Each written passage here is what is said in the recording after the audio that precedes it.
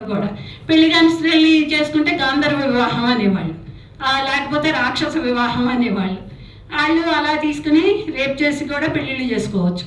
ఈ కాలంలో కూడా నడుస్తుంది, ఇప్పటికి కూడా రేప్ చేసిన పెళ్లి చేసుకోమని చెప్పే జడ్జిమెంట్లు కూడా ఉంటాయి. సుప్రీంకోర్టులు, హైకోర్టులు కూడా చెప్తూ ఉంటారు, రేప్ చేసిన వాడిని ఏం పెళ్లి చేసుకుని కాంప్రమైజ్ అవ్వకూడదా, అవుతాము అని అంటే ఎందుకు చేయకూడదు అనే జడ్జిమెంట్లు కూడా వస్తుంది.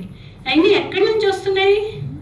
మన ఆలోచనలు, మన బుర్ర, పేట్రియార్కల్ ఫీలింగ్స్ వాటిల్లో నుంచే వస్తున్నాయి. వాటిల్లోంచి, ఆధిపత్యం నుంచి బయటపట్టలేదు. ఏమనుకుంటున్నాం? ఉమెన్ ఒక ప్రాపర్టీ అనుకుంటున్నాం. ఆవిడ అసలు ఒక మనిషి అని అనుకోవట్లా. She a property. వీళ్ళు మా హక్కు అనుకుంటున్నారు. రోడ్డు మీద రాత్రి 9 తర్వాత 10 తర్వాత కనపడితే అసలు తిరగటానికి వాళ్ళకి ఏం రైట్ ఉంది?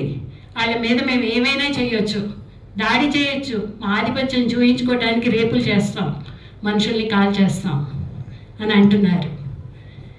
అంటే మమ్మల్ని అసలు మనుషులుగా గుర్తించట్లేదు. అసలు రేప్ అన్నది ఏంటి? స్త్రీకి ఒక కోరిక ఉంటుంది అన్నది కూడా గుర్తించరు.